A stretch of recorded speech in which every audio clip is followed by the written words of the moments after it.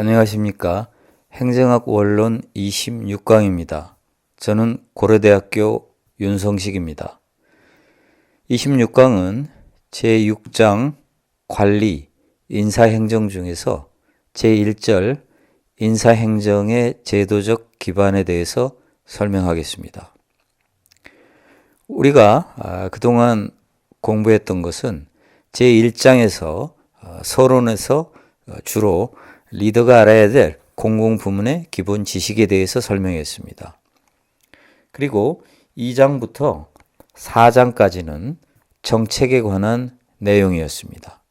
정책에 관한 내용은 행정학의 한 축을 구성하고 있고, 그 다음에 5장부터 8장에서는 행정학의 또 다른 축을 구성하고 있는 관리에 대해서 지금 공부하고 있습니다. 정책과 관리라고 하는 두 가지 축을 중심으로 행정학의 뼈대를 잡는 것이 행정학 원론에서 참으로 중요합니다.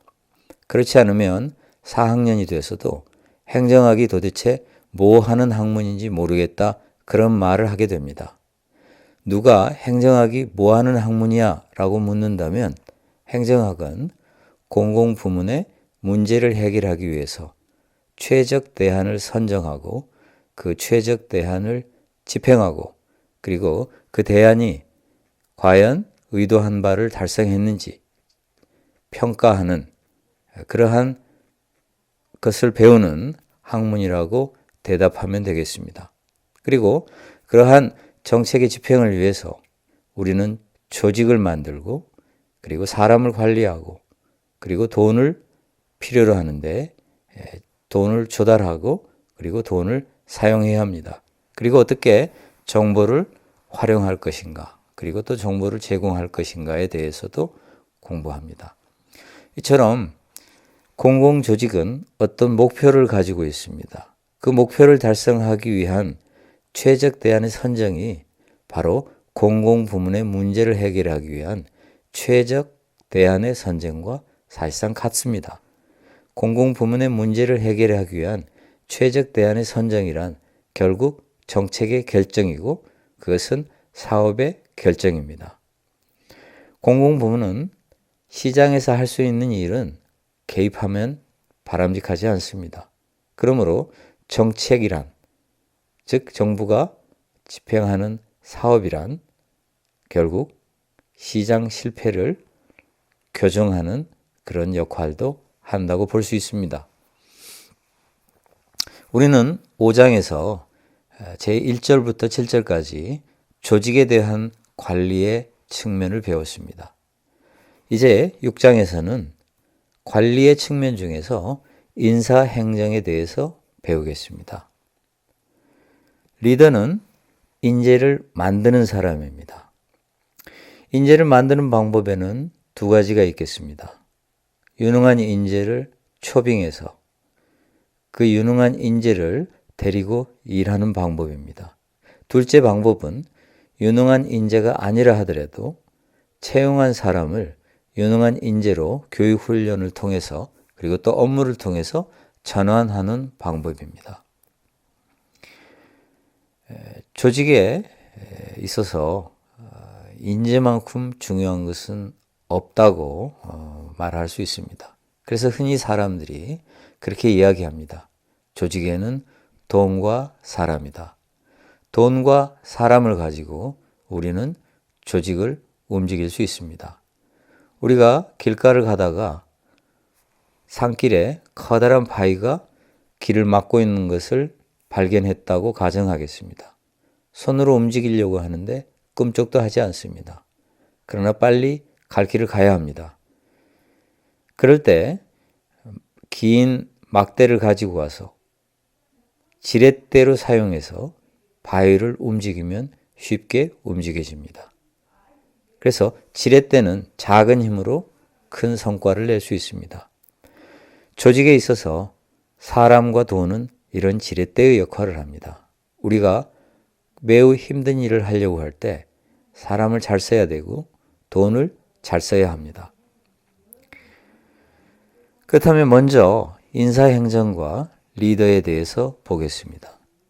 리더가 정책을 결정하고 정책을 집행하려면 조직도 필요하고 사람도 필요하고 돈도 필요합니다.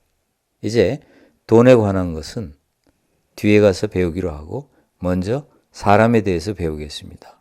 우리는 행정학에서 사람에 대한 내용을 인사행정에서 주로 공부합니다.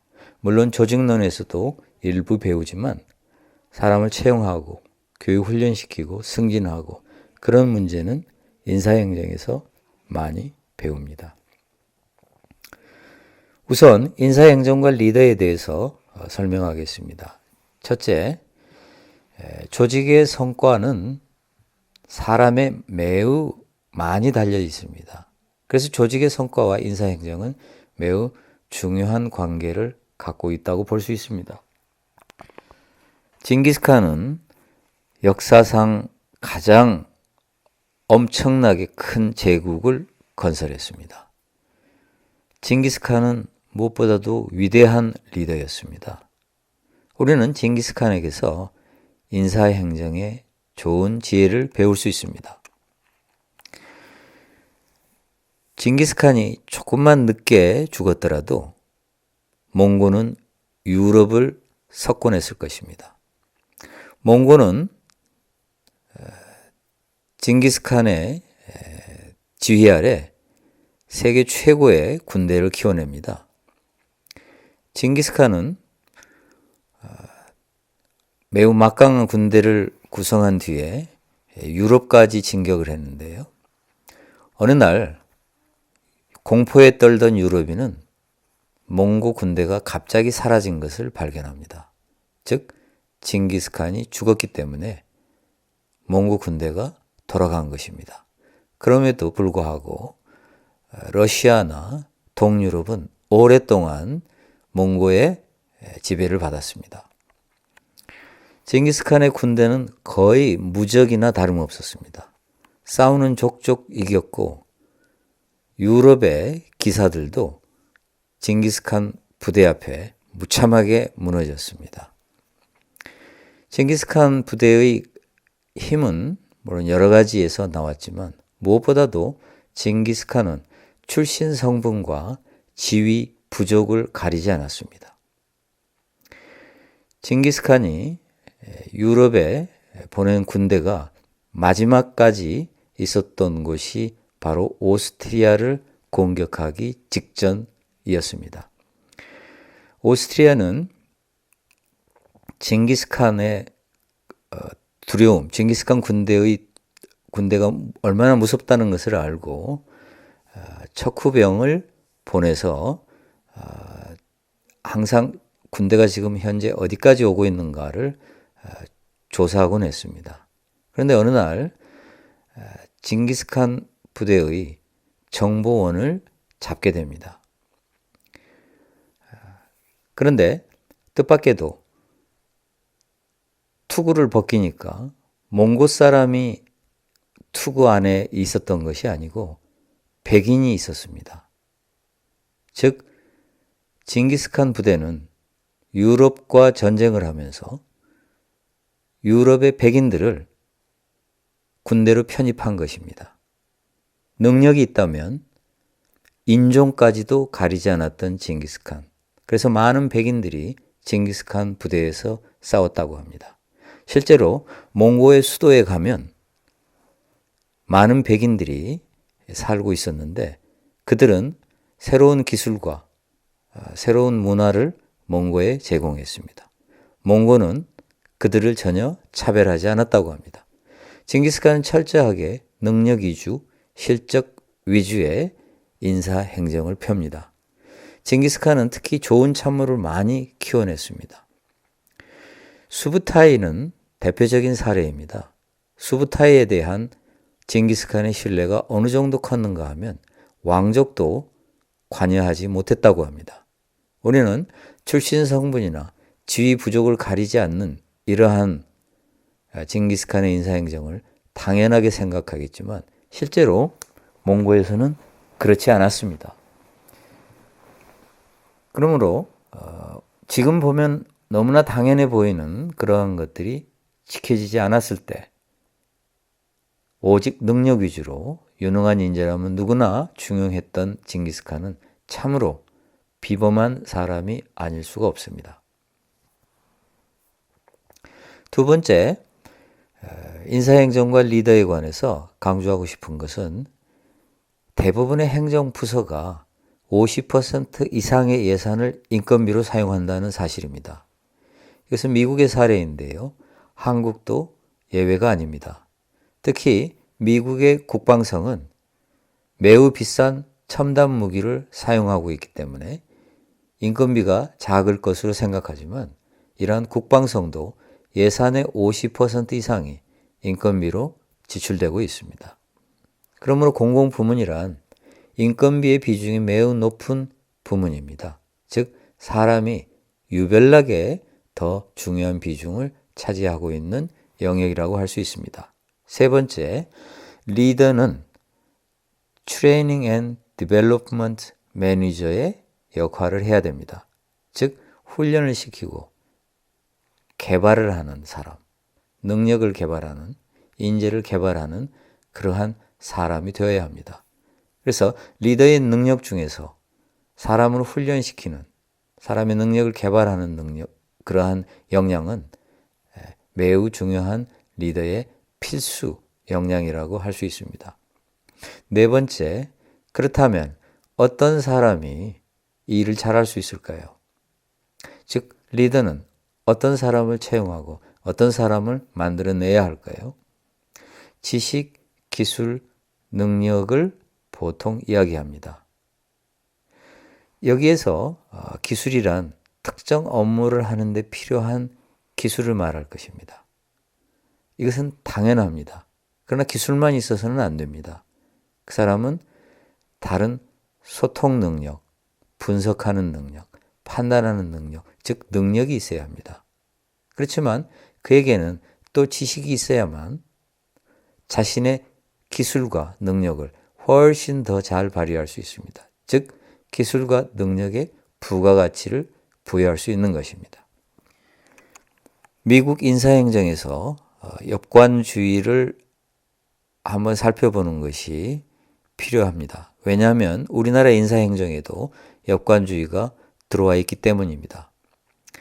엽관주의란 정권을 잡은 정당의 사람들이 공직을 차지하는 그러한 제도를 말합니다. 실제로 우리나라의 경우도 대통령이 바뀌면 그 대통령이 임명하는 여러 가지 자리가 있습니다. 그렇게 임명하는 자리, 즉 선거 때마다 정권이 바뀌면 교체되는 자리, 즉 정당의 사람들이 와서 채우는 자리, 그것을 엽관주의라고 부를 수 있습니다. 이러한 엽관주의는 어느 국가나 다 정도의 차이는 있지만 가지고 있는 제도입니다. 우리나라도 엽관주의적인 요소가 당연히 있습니다. 미국은 초기에 엽관주의가 아주 횡행했습니다. 너무나 많은 공무원이 선거에 의해서 정권이 바뀌면 정당으로부터 와서 요직을 차지했습니다. 이러한 엽관주의는 나중에 많은 비판을 받고 축소됩니다. 그러나 엽관주의가 꼭 나쁜 것이 있는 것만은 아닙니다. 링컨 대통령은 엽관주의 때문에 희생이 되었다고 그렇게 이야기합니다. 링컨 대통령을 암살한 사람은 선거에 이기고도 링컨 대통령이 자신을 좋은 자리에 임명하지 않았다고 해서 여기에 불만을 품고 링컨 대통령을 암살했다고 합니다. 엽관주의는 장점도 있고 단점도 있는 제도입니다. 우리는 엽관주의 하면 무조건 나쁜 것으로 생각을 하는데 엽관주의는 실적주의 못지않게 장점이 있습니다. 엽관주의가 비록 축소되고 실적주의가 새로 등장하게 되지만 오늘날까지 엽관주의가 남아있는 가장 큰 이유는 엽관주의의 장점 때문입니다. 그렇다면 엽관주의의 장점이 뭔지 설명하겠습니다. 첫째, 엽관주의는 정당 제도의 유지에 기여합니다. 선거에 이긴 정당이 정당의 인재를 정부로 들여와서 행정부로 데려와서 공직에 임명하기 때문에 정당의 인재가 모일 수가 있습니다. 정당의 인재가 모이면 정당 제도의 유지에 기여할 수가 있습니다. 정당에 들어가도 갈 곳이 많기 때문에 정당이 상당히 인재도 흡수하지만 탄탄한 공직 유지에 어떤 기반을 제공하기도 하는 것입니다. 두 번째, 엽관 제도의 장점은 정부 관료제의 민주화에 기여한다는 점입니다. 오늘날도 행정고시로 뽑은 정부 고위 공무원들이 문제가 있다 해가지고 대한민국에서도 공직을 개방합니다. 그래서 외부에서 공무원으로 계약직으로 오거나 아니면 장기적으로 공직에 근무할 수 있게 허용을 하고 있습니다. 그래서 민간인이 들어오는데 엽관 제도는 이러한 공직 개방에 효과가 있습니다. 그래서 정부 관료제가 독점되지 않고 다양한 기회를 제공하는 민주화의 기회가 되기도 합니다. 그래서 관료제가 일부 계층의 독점물이 되거나 국민으로부터 멀어지는 세력 집단이 되는 것을 방지할 수 있습니다. 세 번째, 엽관주의의 장점은 공무원의 충성심을 확보하고 공무원을 효과적으로 통솔 가능하다는 데 있습니다.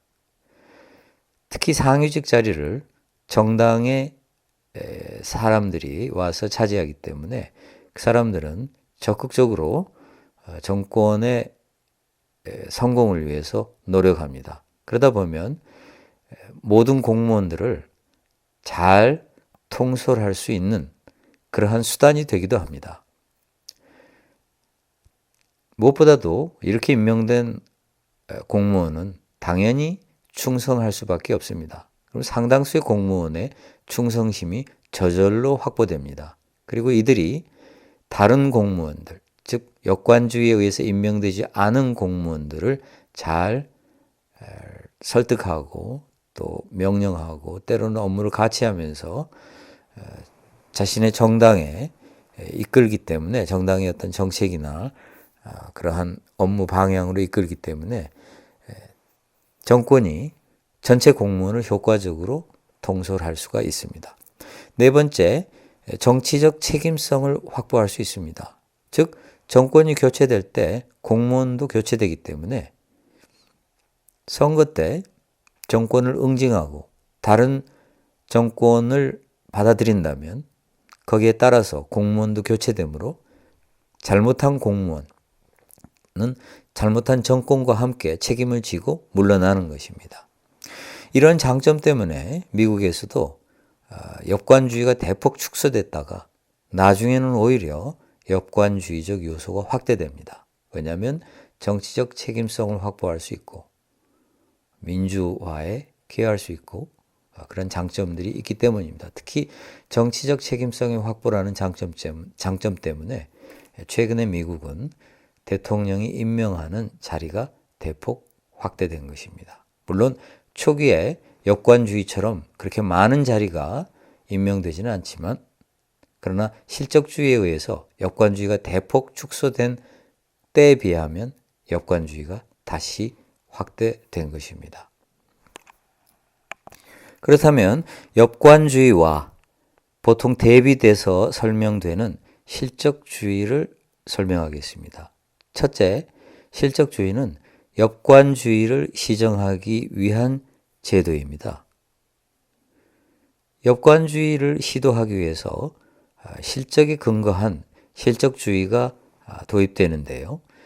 실적주의는 무엇보다도 중립적인 중앙인사기관이 필요합니다. 왜냐하면 중립적인 중앙인사기관이 실적에 근거해서 공무원 제도를 운영할 수 있기 때문입니다. 두 번째, 그렇다면 실적주의는 뭘 의미할까요? 공직 취임의 기회 균등입니다. 즉 정권을 잡았다고 그 정당에 소속된 사람만이 임명되는 게 아니고 누구든지 능력이 있다면 공개 경쟁을 통해서 임명될 수 있다는 뜻입니다. 그리고 역관주의는 철저하게 정치적이었습니다. 그 정당 사람들이 임명되었기 때문입니다. 그러나 실적주의는 어떤 정당에도 치우치지 않고 정치적 중립성을 유지할 수 있는 그러한 제도입니다. 그리고 물론 공무원들은 정치적 중립성을 유지해야만 합니다. 그리고 실적주의는 선거 때마다 교체되는 역관주의와는 달리 신분이 보장됩니다. 잘못을 저지르지 않는 한 계속 일할 수 있습니다. 그리고 실적주의는 성적에 의한, 능력에 의한 성적주의, 능력주의라고 말할 수 있습니다. 채용도 그렇지만 승진도 성적과 능력에 따라서 한다. 이것이 실적주의의 핵심 내용입니다. 세 번째, 초기의 실적주의는 경쟁 시험을 통해서 공무원을 선발하고 그들이 정치적으로 좌우되지 않도록 하는 것이 목표였습니다. 즉 역관주의의 폐해를 시정하기 위해서 초기의 실적주의는 선발, 즉 역관주의처럼 정당에서 임명되는 게 아니고 공무원의 경쟁 시험을 통한 선발, 그리고 정당 사람이 아닌 정치적 중립을 유지하도록 하는 것, 이것이 초기 실적주의의 관심사였는데 후에는 채용 후에 승진은 어떻게 하고 교육훈련은 어떻게 하고 보수는 어떻게 지급하는가가 더 중요한 관심사가 됩니다. 네 번째, 대표 관료제는 실적주의와 갈등할 가능성이 있습니다. 우리는 앞에서 대표 관료제에 대해서 설명했습니다. 대표 관료제란 국민의 구성 비율대로 공무원을 구성하는 것입니다. 남자와 여자가 각각 절반씩이라면 공무원도 남성 공무원과 여성 공무원이 각각 절반씩이어야 합니다. 흑인이 20%라면 공무원도 20%를 유지하는 것, 이런 것이 대표 관료제입니다. 이렇게 하면 국민의 뜻을 보다 더 잘 대변할 수 있다고 생각해서 대표 관료제를 주장한 것입니다. 만약 대표 관료제를 도입한다면 역관주의를 도입하는 것처럼 실적주의와는 갈등을 겪게 됩니다. 따라서 실적주의는 역관주의하고도 대칭되는 개념이지만 대표 관료제하고도 갈등을 겪는 제도라고 말할 수 있습니다. 역관주의가 장점, 단점이 있었듯이, 즉 역관주의 하면 나쁘다 했는데 역관주의에도 장점이 있었습니다. 그러면 실적주의 하면 우리는 좋다 이렇게 생각을 합니다. 능력과 실적에 의한 제도니까 좋다. 그런데 실적주의도 꼭 좋기만 한 것은 아니고 단점이 있습니다. 첫째, 소극적이고 부정적 성격을 지니는 제도입니다. 이것은 뭘 하지 못하도록 하는, 그리고 적극적으로 뭘 하는 게 아니고 하지 않게 하는 소극적인 그러한 제도입니다. 초기에 역관주의의 문제점을 고치기 위해서 등장했던 그런 측면이 강한 제도라고 볼 수 있습니다. 두 번째, 역관주의는 정부의 인사 기능을 고립적, 배척적인 것으로 만들 가능성이 있습니다. 그리고 인사 기능의 과도한 집권화를 초래할 가능성도 있습니다. 인사 기능은 자칫하면 완전히 그들만의 세계를 만들 수가 있는 것이죠. 능력과 실적 이런 것만 강조하다 보면 정치적 중립성, 그러다 보면 남의 눈치를 안 보게 되고 궁극적으로는 국민의 눈치도 안 보게 될 것입니다. 그리고 인사 기능은 뭔가 외부로부터 고립된 공무원들만의 일이 되기 쉽습니다. 세 번째, 인사행정은 정치적 책임성이 확보되어야 하는데 역관주의는 확보된다는 장점이 있는데 실적주의는 확보되지 못합니다. 왜냐하면 선거로 인해서 교체되는 역관주의와는 달리 선거에 관계없이 계속 근무할 수 있기 때문에 공무원들은 정치적 중립을 유지할 수는 있지만 국민의 요구에 대해서도 둔감해질 수밖에 없습니다.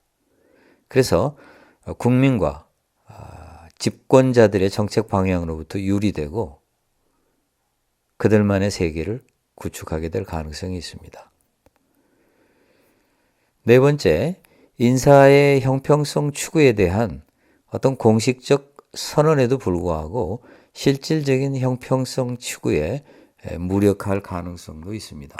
아까 설명했던 대표 관료제의 장점이 여기서는 확보되지 않습니다. 즉, 능력에 의해서 선출했다. 어쩌면 인사의 형평성을 추구한 것처럼 보입니다. 정당에 관련 없이 유능한 사람을 뽑았다. 그러나 실질적으로는 대표 관료제에서 보면 국민의 구성 비율대로 남성과 여성, 백인과 흑인의 비율대로 공무원이 임명되면 실질적인 형평성 추구에는 오히려 더 효과적일 수 있습니다. 즉 여성의 입장도 더 많이 고려할 것이고 흑인의 입장도 더 많이 고려할 것입니다. 다음으로 인사행정에 매우 중요한 요소인 직업공무원 제도에 대해서 설명하겠습니다. 대한민국은 직업공무원 제도를 선택하고 있습니다. 첫째, 직업공무원 제도란 공직을 일생의 본업으로 할 수 있는 제도를 말합니다. 즉, 공직에 들어오면 젊은 사람이 평생을 공직에서 봉사하고 은퇴한다. 이것이 직업공무원 제도입니다. 두 번째, 직업공무원 제도는 유럽에서 정착된 제도입니다. 직업공무원 제도의 특성은 몇 가지가 있는데 우선 계급제를 들 수 있습니다. 직업공무원 제도는 위가 있고 아래가 있습니다. 그리고 폐쇄형 임용 원리를 따릅니다. 폐쇄형 임용 원리란 내부에서 승진을 하고 외부에서 누군가 들어오지 않는 것입니다. 즉 내부 안에서만 사람들이 위로 올라가고 이동하고 하는 것입니다. 그리고 일반 능력자주의입니다. 즉 일반인 누구나 들어오면 어떤 일이든지 할 수 있다. 특별한 전문성이 있는 사람을 채용하는 그러한 공무원 제도는 아닌 것입니다. 그리고 이것은 공직을 일생의 본업으로 해야 되기 때문에 종신고용제입니다. 즉 계속해서 평생 은퇴할 때까지 고용해 주는 것입니다. 도중에 쫓아내거나 그렇게 하지 않습니다. 그렇게 하려면 당연히 신분 보장이 필요합니다. 명백하게 중대한 잘못을 저지르지 않는 한 신분이 보장됩니다. 즉 계속 종신으로 고용한다는 뜻입니다. 세 번째, 미국은 직위분류제, 개방형 임용체제, 전문가주의로 인해서 직업공무원 제도가 확립되지 못합니다. 직위분류제에 대해서는 조금 이따 설명하겠습니다. 미국의 제도는 직위분류제이고 그 다음에 개방형 임용체제입니다. 즉 외부에서도 괜찮은 사람이 있으면 얼마든지 공직에 들어와서 일할 수 있습니다. 폐쇄형 임용이 아닙니다. 그리고 일반 능력자주의가 아니라 전문가주의입니다. 공직은 그 자리에 맞는 전문성이 필요하고 그 전문가만이 그 일을 할 수 있다라고 보는 것입니다. 이러한 미국의 제도는 직업공무원 제도를 채택하지 못하게 됩니다. 한국은 직업공무원 제도를 채택하고 있습니다. 그러나 한국에도 미국의 직위분류제적 요소도 부분적으로 도입되어 있습니다. 우리는 방금 미국이 직위분류제로 인해서 직업공무원제를 채택하지 못했다고 설명을 했고 유럽의 직업공무원 제도는 계급제라고 이야기를 했습니다. 그래서 이제 공직의 분류 제도인 계급제와 직위분류제를 설명하도록 하겠습니다. 첫째, 공직의 분류 제도 중에서 계급제를 설명합니다. 첫째, 계급제란 계급이 어떠한 일을 할 수 있는가를 결정합니다. 즉, 계급이 높으면 그 계급에 따라서 어떤 일이 있는 것입니다.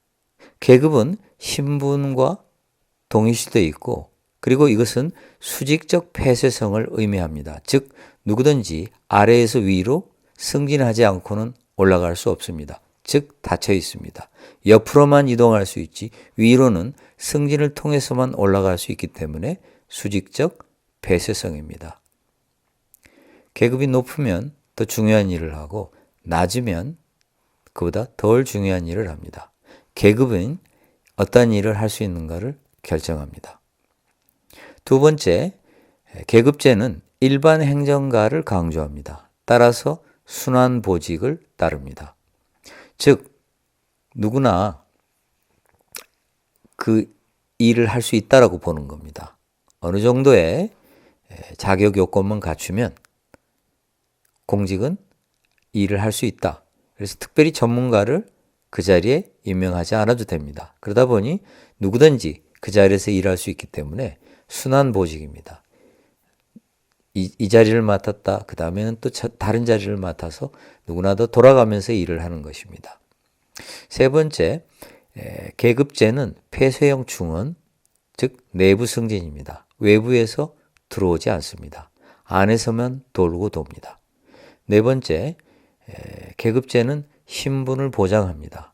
법령에 의해서만 면직하고 휴직이 가능합니다. 커다란 잘못을 저지르지 않는 한 절대 쫓겨나지 않습니다. 우리는 방금 계급제를 봤는데요. 공직의 분류 제도 중에서 다음으로 직위 분류제를 보겠습니다. 우리는 유럽이 계급제로서 직업 공무원제를 채택했고 미국은 직위 분류제를 채택했다고 말했습니다. 자, 직위 분류제란 첫째, 직위란 무엇인가를 먼저 알아야 합니다. 직위, 영어로 포지션은 한 사람이 맡아 수행할 수 있는 직무와 책임을 이야기합니다. 이 직위에 근거한 제도, 공직의 분류 제도가 직위 분류제입니다. 직무와 직무 수행에 수반되는 책임을 기준으로 공직을 분류한 제도라고 말할 수 있겠습니다. 두 번째, 직위 분류제는 직위에 적합한 전문가를 충원하는 제도입니다. 즉, 앞에서 우리는 직위란 어떤 사람이 맡아서 수행할 수 있는 직무와 책임이라고 했습니다. 이거는 아무나 할 수 있는 게 아니다. 반드시 그 자리에는 어떤 특별한 전문성이 필요하다. 그래서 그 직위에 적합한 전문가를 충원하는 것. 그것이 직위 분류제입니다. 세 번째, 보수는 책임의 경중, 직무의 난이도에 따라서 결정됩니다. 계급제는 계급에 따라서 보수가 결정됩니다. 같은 계급이면 봉급도 원칙적으로 같습니다. 그러나 직위 분류제는 모든 직위가 다른 전문성을 가지고 있고 책임도 다 다르기 때문에 직무의 난이도에 따라서 어떤 일은 좀 쉽고 어떤 일은 더 어렵고 책임이 더 어떤 건 막중하고 더 가볍고 그에 따라서 보수가 결정됩니다. 네 번째, 계급제가 수직적 폐쇄성이었습니다. 즉 옆으로는 이동할 수 있지만 왜냐하면 일반적으로 누구나 다 할 수 있는 업무이기 때문에 옆으로는 순환보직이 됩니다. 그러나 위로는 올라가지 못했습니다. 승진해야만 올라갈 수 있었습니다. 직위분리제는 그런 개념이 없습니다. 옆으로 위로 올라간다는 개념보다도 옆으로 이동할 수 없는 개념, 수평적 폐쇄성을 가지고 있습니다. 즉, 이 임무는 특정한 전문가가 필요한 제도이기 때문에 업무가 다르면 순환보직으로 다 돌아갈 수 있는 계급제와는 달리 전문성을 가진 사람만이 임명되기 때문에 수평적으로 폐쇄되어 있습니다. 그렇다면 위로는 어떻게 될까요? 위로는 보다 더 다른 훨씬 더 중요한 임무라는 개념이지 상하관계라는 그런 개념은 아닙니다. 물론 상대적으로 덜 전문적인 업무에서 그보다 훨씬 더 중요한, 더 책임이 있는 자리로 옮겨가려면 그 직위에 맞는 책임과 직무의 능력을 가지고 있어야만 그 자리를 맡을 수 있을 것입니다. 마지막으로 대표 관료제를 설명하겠습니다. 대표 관료제에 대해서는 앞에서 이미 언급을 했습니다. 대표 관료제란 첫째, 사회 집단이 인구 중 차지하는 수적 비율에 따라서 직위를 차지합니다. 즉, 남성이라는 사회 집단이 50%면 여성이라는 사회 집단도 50%일 것입니다. 그렇다면 여성이라는 사회 집단이 50%이므로 직위도 50%를 차지하는 것입니다. 두 번째, 대표 관료제에서 그렇다면 뭘 기준으로 집단을 구분하는가? 인종을 기준으로 할 수도 있습니다. 미국 같은 경우에는 흑인, 백인, 성을 기준으로 하기도 합니다. 남자, 여자. 이런 식으로 직업, 신분, 계층, 지역을 기준으로 할 수 있겠습니다. 대한민국에 지역 갈등이 심하다면, 지역 차별이 있다면 대표 관료제를 도입해서 특정 지역의 사람들이 전체 인구의 몇 퍼센트를 차지하는가에 따라서 공직도 차지하면 될 것입니다. 세 번째, 수동적 대표성과 능동적 대표성이 있습니다. 수동적 대표성이란 그저 사회 집단의 비례적인 대표성만을 보는 것입니다. 즉, 여성이 50%였으면 여성이 50%만 공직을 차지하면 수동적 대표성이 충족됐다라고 보는 것입니다. 그러나 능동적 대표성은 그것으로 끝나는 게 아닙니다. 여성의 가치와 이익이 실제로 반영될 때, 즉 공무원 집단이 출신 집단의 가치와 이익을 잘 대변할 때, 즉 여성이 흔들림이 없이 여성 공무원들이 진심으로 어떤 이유에서든지 여성의 가치와 이익을 충분히 대표할 때 우리는 비로소 능동적 대표성이 확보되었다고 합니다. 비록 여성이 공직의 50%를 점유했지만, 즉 수동적 대표성은 실현되었지만 어떤 이유에서인가 여성의 가치와 이익을 대표하지 못한다면 능동적 대표성은 실현되지 못하는 것입니다. 네 번째, 우리는 앞에서 봤듯이 실적주의는 대표 관료제와 갈등을 겪습니다. 능력에 따라서 임명하다 보면 백인의 비율이 압도적일 수가 있습니다. 이상으로 행정학 원론 26강을 마치겠습니다. 저는 고려대학교 윤성식입니다. 감사합니다.